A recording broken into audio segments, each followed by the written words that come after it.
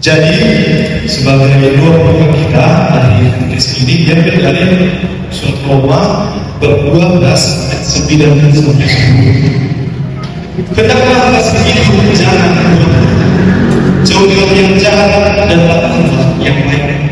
Hendaklah kamu saling mengasihi sebagai saudara dan saling mendahului dalam berdoa. Ya, terima kasih kepada kami yang sudah membawakan doa pembuka.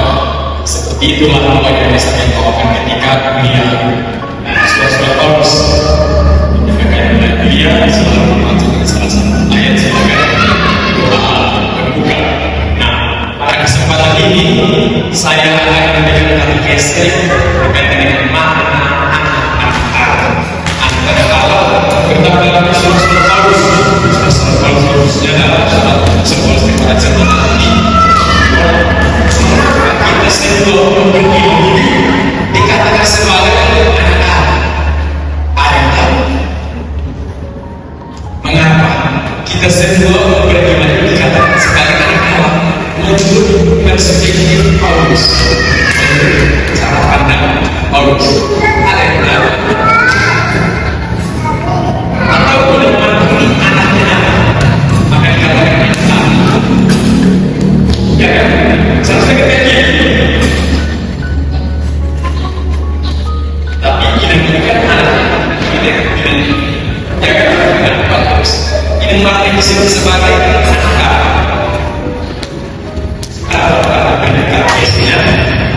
Menurut Ustaz Paulus pada zaman Roma, waktu itu kan orang memiliki pandangan sebenarnya Paulus yang lain untuk disebut sebagai anak Allah itu hanyalah Yesus Kristus, hanyalah Yesus Kristus.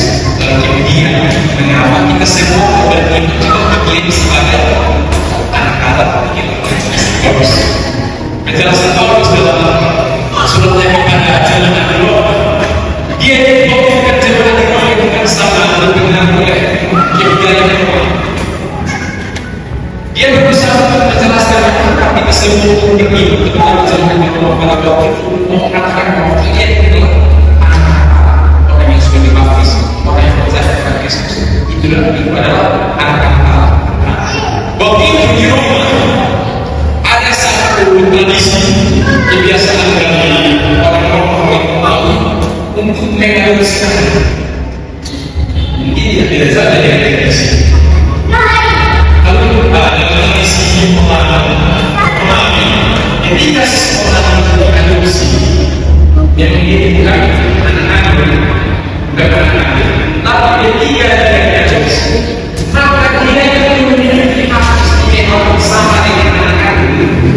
Hak istimewa yang sebagai bebas, sebagai bebas yang sebenarnya di sini namun Kristus mengadopsi seorang anak ketika sudah diadopsi, maka anak itu memiliki hak istimewa sebagai Kristus. Jadi sama seperti ini. Maka waktu itu Paulus menjelaskan bahwa sebenarnya kita orang-orang beriman ini dikatakan sebagai anak Allah. Kita adalah anak-anak Paulus. Saya sebagai orang ini Paulus mengenal sebagai anak Allah.